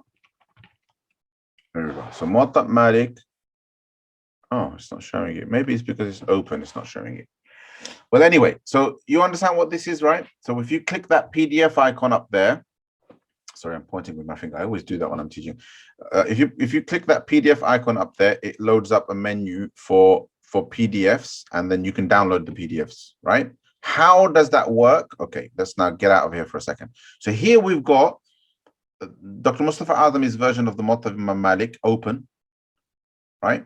Now, what you will see is, you will see down here next to the ta'liq icon, down here on the bottom left-hand side, another PDF icon saying An-Nuskha al-Musawwara. Now, the reason why it's showing it in this way is because I've already downloaded this, right? So again, let me open another window. So you can open multiple windows as well. So that's what's cool about it. Let me now see. Let's take a really, really famous book, right? Sahih. If you don't know how to type in Arabic, remember that Windows 10 now, of course, has an on-screen keyboard, and I would recommend all of you learn how to touch type in Arabic. So first learn to touch type in English, and then basically just memorize the corresponding Arabic buttons from the on-screen keyboard. And if that's all too much for you and you just want to see what you're typing, or that's what you're used to, then buy Arabic keyboard stickers. They're available on Amazon. They're really, really cheap. And then you just put the stickers on your keyboard, and you're ready to go. Okay. Yeah, join on the phone. Yeah, not a problem. It's not a channel, it's a group. So you have to join using the link. So I don't know, save the link and then join off your phone later. Okay, inshallah. Forward the link onto your phone. Yeah. The other thing also that I wanted to say was somebody wanted to know how to was there someone, if I got that right, was there somebody who wanted to know how to activate Arabic? How did I learn to touch type? So when I'm a very well, I'm really particular about the way I use equipment. If I spend money on any equipment, I like to use it optimally. So I'm one of those weird guys that actually read manuals, believe it or not. I read manuals because I don't like not knowing a functionality, because I feel like it's a form of israf. Like, you spend money on a really, really expensive phone, but you don't know what it does, then why in the world did you do that? Why didn't you buy £100 phone? Why buy a flagship phone if you're never going to use its functionality? That's kind of my mindset. So if I buy a piece of equipment, I'll find out everything it does. So like, I've read a book on Microsoft Word, for example. I know, weird, but that's what I did, right? So when I first started using a computer back in I'm going to give away a little bit about my age now. Back in 99, I bought my first PC.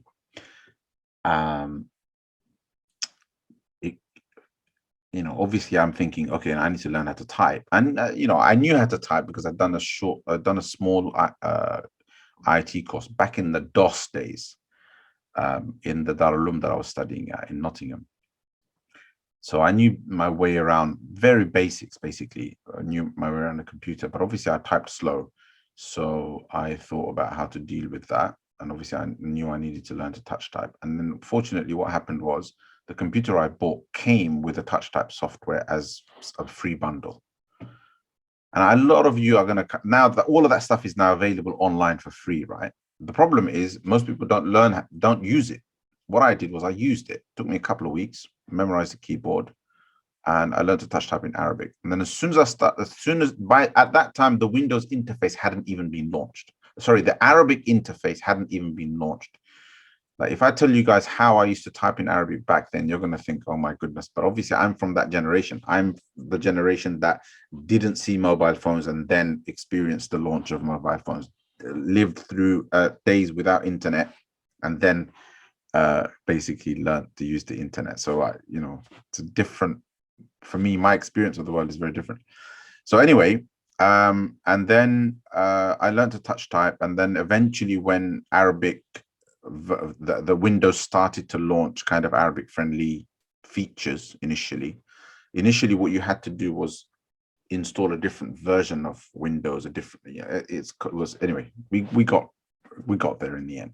So because I knew how to touch type in one language, it was very, very easy for me to first I used the stickers, and then very quickly I ended up memorizing all of the keys in Arabic as well. In fact, at one point I could touch type in English, Arabic, Bengali, and I think a version of Urdu. I've forgotten the Bengali and Urdu because I just don't use it. I just don't type in those languages as much. But anyway, that's the story. So you just have to learn it. There's no other way. You download a free bit of software. It'll tell you what to do to learn to touch type in English, and then you just learn it. You practice, and that's it. All right, but look after your hands, look after your fingers, take plenty of rest. Otherwise, you're going to end up with repetitive strain injuries. All right, that's also important. Anyway, Sahih al-Bukhari, let's search that. Open it up. So we've opened Sahih al-Bukhari. Now, if the PDF version isn't already downloaded, look at the bottom left-hand corner here. It won't give you the PDF icon, but it will give you the option to download it. It was a Tahmil al-Nuskha al-Musawwara. Now, if I click that, it will start downloading it. It's a brilliant, brilliant feature, right? So for the sake of time, let's get out of that one and go to the Muwatta where the PDF has already downloaded. Now watch what's going to happen when I click that. Right? So you've got this page, and then here it says هذه الصفحة لا يقابلها شيء في المصور. That means this page doesn't have an equivalent in the PDF version. right? Which means they've linked up the pages. The page that you see on the Shamila version is the page you will see on the PDF, right? It's really, really amazing, right? So now if I scroll pages, so if I scroll along, there you go, right? So مقدمة المؤسسة لكتاب موطئ الإمام مالك, and then مقدمة المؤسسة لكتاب موطئ الإمام مالك بتحقيق محمد مصطفى الأعظمي. There's a little bit extra here, all right? And then you've got the text, right? So you have the PDF and you've got the digital version side by side. So now, if you were doing a piece of research and you wanted to reference something from here, you've got the PDF right next to you so that you can double check if there's any typos, and then you can simply copy paste if you want, right? You've checked everything and it's all there. And obviously this is going to get better and better and better as they release more and more PDFs. Okay. Now, the PDF gets saved. It's all in the Shamila. It's all in the Shamila library. You remember where I showed you in the hard drive where your Shamila is? It all sits in there. Now, I'm coming to what you're thinking, right? Now, what you're thinking is, I don't like this interface and I want to be able to highlight, right? So when I right click, it's not giving me the option to highlight. Okay, lets me zoom in, lets me zoom out. And here it says, it basically, it kind of lets you align it in various ways, right? So full width here you get to see the whole page and so on. You have these options. You have the option to look at it horizontally and flip it in either direction, but I can't see any of the editing features. All right, so what do you do? So what you do is, so let's just say I am on this page. So, all right, so let's look at the full page version. This is page 7, right? I'm just trying to test something, and you want to, so two things it gives you that are really useful. Number one, you want to see the PDF where it's saved. You can do that by clicking that folder down there, that folder there, and you get to see the folder where Shamila has saved the PDF so that you can open it from there, right? Okay, the labeling isn't great, all right, but obviously you can get some idea, right? So there's basically these are volumes, okay? But what's even better, what's also good, is you can forget about all of that and you just want to enjoy the features of Acrobat, right? For me in particular, because I pay money for the Acrobat software, so I get all of the functionality, right? So it lets you open it here. Fath al-Malaf, open the file, and then voila, on my other screen, I'll bring it over, I have it opened in Adobe. Accessibility setup assistant, go away, I don't want that, right? There you go, I have it opened. This page contains only an image. Would you like to run text recognition to make that? No, not now. Oh, leave me alone. Never show again, cancel. Okay, so here you go. You've got the contents on the side, you can jump to a page, and now you can do things like highlight and so on. You can save it. So I have an Adobe license. So what I tend to do is I just upload a book onto my Adobe cloud, the document cloud that I have on Adobe, and I use that to alternate between reading on here and reading on my phone. So anything I upload onto the document cloud within Adobe, I can access it on my phone. Now, if you don't have an Adobe license and you don't have that functionality, I don't know if that comes free. It might come free. If it comes free, use it. It's really good, right? Because you don't have to go out into a third-party software and then find the book and then load it up again on Adobe on your phone, but rather it's all kind of there. So what I tend to do is, so I save everything on the cloud. I pay money for space on the cloud because I've had enough of losing stuff, right? So I use the Microsoft stuff. So I have Microsoft OneDrive. So at 70-80 quid a year, you can get a terabyte's worth of space, right, with Microsoft Office 365.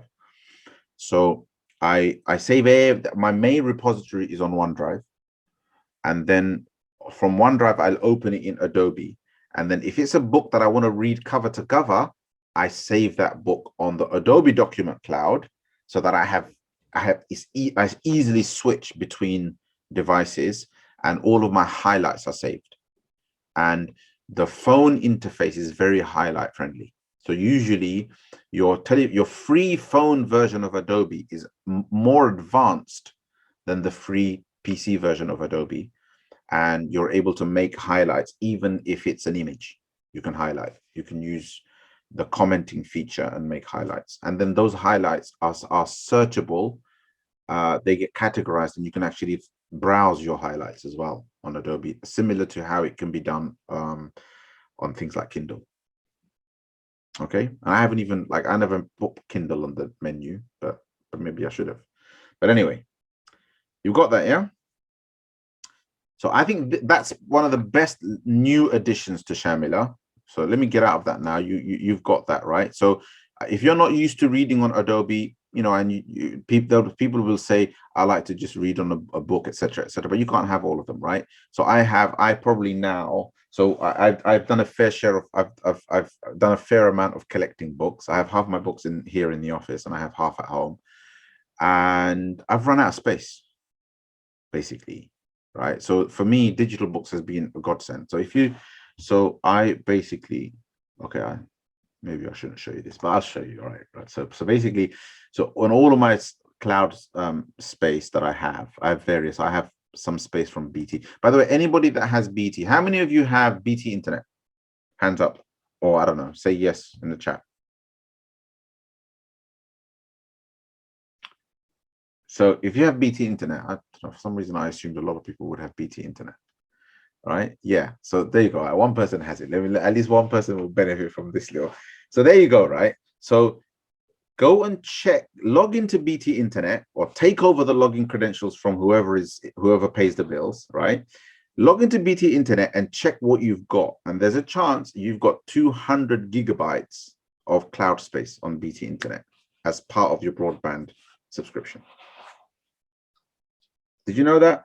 Say you didn't know that, so that I feel good about giving you that extra piece of information.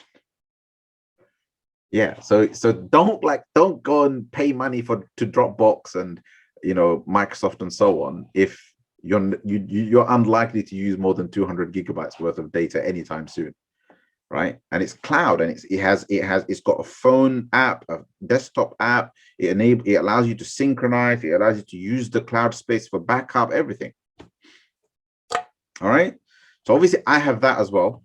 I need a lot of space because of my teaching videos, because I tend to, anything I teach, I tend to record and keep it for posterity and keep it for students to be able to catch up, like I'll do here.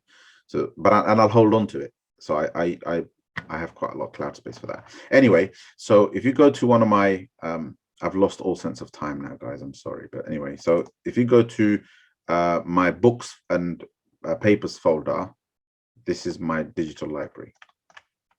Okay, you know, and I have it categorized in terms, you know, like Aqidah, theology, rational sciences, blah blah blah. But anyway, and then so that's that's meant that I don't need to buy, and there is a conversation to be had about copyright, etc. But you know, that's for another day. That's for your own conscience and your own fiqh, right? But I try to make sure that if I feel that there is strong copyright on a book, I've got hold of the PDF of that book, and I feel that that's a book that, you know, I'm probably eating up the author's income. If I feel that's the case, then I tend to also buy the book, right? Even if I buy just the Kindle version. So I have a lot of books on Kindle, and I do that as well because I don't have space. And to be honest, it's not great reading digitally. It's not great, but it's wonderful if you haven't got space for the books. I'm picking up a whole bunch of books right now from my sister's house because she hasn't got anywhere to put them, and I just want them and I don't have space for them, but I'm just being greedy. What can you do, right? That's just how things are. If you're like that, then you're like that. Okay. Anyway, I think I'm going to stop there. Let's go to questions, right? Out of everything that I had wanted to cover, okay. Oh, The one thing I think I should cover that's really, really important is in the search function, you must type things correctly. Now, if that's not clear, Darul Uloom students, that might not be clear to you because you might be used to a kind of Urdu Arabic style convention. So the basic things you have to remember, let me note this down or whatever, right? But some of the basic things off the top of my head are the alif with the blank alif doesn't count as a hamza. Does that make sense? So how can I show this to you guys? All right, so look at this. This is the digital keyboard, right? The Windows digital keyboard, which is what you can use now to type if you haven't got the stickers and everything. Okay, so what you'll have to do is activate Arabic and basically just go to start menu and select add language and go from there. Add language, add Arabic Saudi Arabia. It's just the one I use. Arabic Saudi Arabia, I don't know, 101 keyboard, any one of them, they'll all work. And then you'll end up with a little icon at the bottom that lets you switch between languages. On the digital keyboard, it's this one here. So here, Ain stands for Arabic, and it'll look like this. And if I go to English, it'll just switch languages. If I go to Arabic, it'll switch back to Arabic. Now, this letter here is an alif. An alif is only used sakina, in the sakin form. You all know this, right? But in writing convention, it means, so if you hold that down, you get all the other alif. You get the alif with the mad symbol at the top, and then you've got the hamzas. So a hamza maftuha has to be written like this. A hamza maksura has to be written like that. If you don't get that right, you won't get your search results. Is that understood? Yes, you can use the Windows spacebar, or you can use Shift and Alt and Shift. All of those things work. Alt Shift is the old shortcut, and which still works, and the new shortcut is Windows and spacebar to switch between languages. Jazakumullah khairan for that. Does everyone understand that about the Hamza convention? Yeah, so you got the Hamza convention. The other key convention issue is you must not put spaces where spaces are not required, and where a space is needed, you must put a space in. Now, here, the most important thing to remember is when you use waw al-atf, so if you say, for example, if you say, I don't know, Allahu wa rasuluhu, Allahu wa rasuluhu, then in modern standard Arabic convention, there is no space after waw al-atf. Now, if the waw al-atf is in your search words, right, in the keywords that you're searching, and you put a space after waw al-atf, you won't get your result. So make sure you've typed correctly in order to get the search results. So I've noted that down, and so therefore, alhamdulillah, I remembered to mention that. What else was important? Sorry, looking at the wrong thing. Right. Okay, other things we'll do another session for, right? So how to look up stuff online. I honestly thought I wasn't going to be able to get time for all of that, but I just, it's always good to have a wish list, right? Any questions? Yes, you can search according to author, and I showed you that. All right, I actually showed you how to do that. So it's just here, look. So if you look on any search window, like in the search window, you can search according to book, classification, authors. In the open book window, in the library window, you can look at your own library according to books, classification of books in terms of categories, authors, and then you got your bookmarks, etc. One other thing I might as well show you since you're all here is, say you like, so I'll tell you how I use this. So let me get rid of this. Ilgha. Why is that not working? There you go. Right. So one of the ways in which I use this was in Kutub as-Sunnah. Obviously, I've got like a truckload. I've selected everything, haven't I? So I've got so many books in Kutub as-Sunnah, over 1,000 books, right? obviously, when I don't always want to search all of them. I might just want to search Sihah Sitta or the Ummahat al-Kutub that are well known. So usually you're talking about Sihah Sitta, Muwatta Imam Malik, perhaps as a Hanafi, Sharh Ma'ani al-Athar, maybe Muwatta Imam Muhammad. Really, usually there's no need to go beyond that, right? There are question marks over some of the other musnadat. Then you've got Ad-Darimi. Let's continue on in the proper order. So you've got, you've got Ad-Darimi. You've got, so the first set of books I mentioned are the ones that usually Dars al-Nizami students study in Darul al-Hadith. But then if you move on, some of the other key books are things like Sunan al-Darimi. For Hanafis, things like Musannaf ibn Abi Shayba, Abdul Razzaq, and things like that are really important. And generally for everybody, Musnad Imam Ahmad is really important. Then you've got the Ma'ajim of At-Tabarani, and then you've got Ad-Daraqutni, and you've got the Mustadrak of Hakim, Ibn Hibban. I don't know if I mentioned that, Sahih Ibn Hibban. So just as an example, for me, like the ones that I've just listed off the top of my head, these are usually, if I'm not doing an extensive search, then usually these books will be included in my search. Now, now obviously every time I open the Kutub Sunnah Select section, I've got all this, like I've got like 1,000 books to worry about. Now I've got to trawl through. What am I going to do every single time? Go and find those 9, 10, 15 books? No. So what I do is I select them once, and then I basically go to Majalat, and I save it. So let's actually do that. So let's select, let me just do some random books, right? So random, I've got these 3 books, right? So I know that these 3 books I'm going to search again and again and again, like the example I mentioned, right? So how can I save that? How can I save this search criteria, right? Or criterion? I go to Majalat. Sorry, I've forgotten how to do it. Hold on a second. No, that's how you get it. That's how you get it back, right? So this is the search criteria, right? So go to Tasnif. These are my searches. No, so I have to actually, hold on a second. Where is it? It's actually changed since the last time I used it. Anyone know where this is? No, it's not. It's not favorites. It's not in there. I know it's not in there because that's not how I did it. So let me actually run a search here.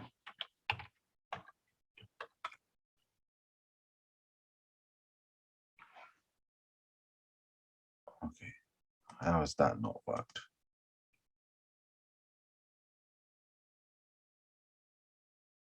As far as I recall,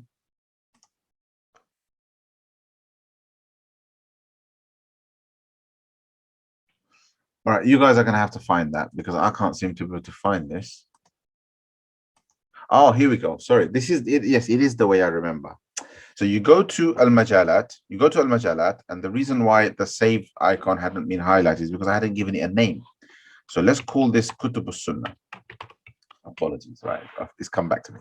So let's call this Kutub Sunnah, right? So there's my 3 books. This is my preferred search, or one of my preferred searches. You can have as many as you want. And then all I have to do is give it a name, and then the save button appears. It's ready for you to save. And then I do, obviously this is not really Kutub, this is not my preferred search, but just to show you guys, I go to Hifth, and then I get out of there, right? So let's cancel all of that. Let's reset everything. So it's gone, right? Now, the next time I want to search those same 3 books, I go to Majalat, and there it is, right? Click the box, and there you go. They've all loaded up. Search the word. Got that? Very, very useful. Another way is what Abu Asiya is saying, right? That you can simply save a search and then go back to that. But obviously, that's more designed. That's supposed to be more to do with saving search results. So say you've got, half an hour, you have a particular search result, right? And you want to go through every single result, and you've got through half of them. So rather than run the search again, you save the result and you come back and do the rest. So that's actually what that's designed for. But if you want to organize your searching and like repeat searches, make that more efficient, then you use this option. You got that? All right, inshallah. Okay, let's have a look at your screenshot then, Basia. What is it that you're showing me?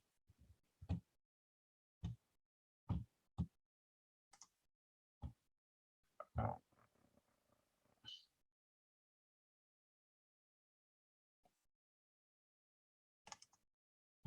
So this is what the brother just sent me. Yeah. So you got, you're using your favorites basically, and in your favorites you've got, are these, what are these? Oh, so if you have a set of favorite books, then you can search within those favorite books. Is that what you're talking about? So what you're saying? I think that's what you're saying. Anyway, so I did say, right, so 3 different features: favorite, folders, books, save search field, save searches. Okay, well, inshallah, next time we'll drill down to some more detail. All right, I use Sharmila, so I told you, I'm not I think I said this, right? Well, I say it now. I'm not an expert on Sharmila. I use it functionally, in the sense that I know how to get what I want out of it. If I can't get what I want out of it, I do a bit more digging and learn something new. That's kind of how I use it. Obviously, I've lost a lot of my old knowledge because of the latest version. So I haven't fully learned the latest version yet, but I thought there's still a lot, at least for me, to share with you guys, even without me going to learn a few more extra things. So perhaps in a future iteration of this, I can get a guest along who I have friends who are better at this. And we can drill down into more details about perhaps specific categories of books and different versions of books, how to manipulate things in the control panel, you know, stuff like that, inshallah. But that's for another day. I hope this was really, really helpful, or at least a little bit helpful. And join the Telegram group. Perhaps share the link one more time, guys, somebody. And basically then you'll be up to date on what else is happening. I tend to, things that I do for Tullab al-Ilm, I'm very particular about keeping them private and among Tullab al-Ilm. I don't know, call it an idiosyncrasy or whatever, but that's how I feel about, you know, about the development of ulama and imams and alims and alimas and so on. That's a classroom type of formal thing, and I don't like doing that stuff on social media. I know some people do. I don't. I know people are out there on Twitter having academic discussions, etc., etc. I find it bizarre. I find it bizarre, right? I don't understand it. It just causes confusion among people because they're talking about things that people don't understand. So therefore, I would prefer that that, you know, these things happened in a more closed forum. So I set up the Telegram group for that reason. Also, the BBSI group is there as well. Inshallah, I'll share the BBSI link in the Telegram group. So join the Telegram, not channel, the Telegram group, right? The channel is open. All right, inshallah. And may Allah bless you all, give you barakah in your knowledge, inshallah ta'ala. There's a video, and there is a detailed explanation of Shamila by a friend of mine who I will bring in as a guest in the future. His videos I'm going to share on the Telegram group. I have to find them. He shared them with me somewhere else. I have to find them, inshallah ta'ala. So that's, if you've got time, that's 2 videos. Okay, if you've got time. He really knows his stuff. So maybe we won't need to have another session because I'll share those videos with you. But that's provided you all join the group. Okay. So all right, if there aren't any further questions, I'm going to go and eat now. Jazakumullah khairan.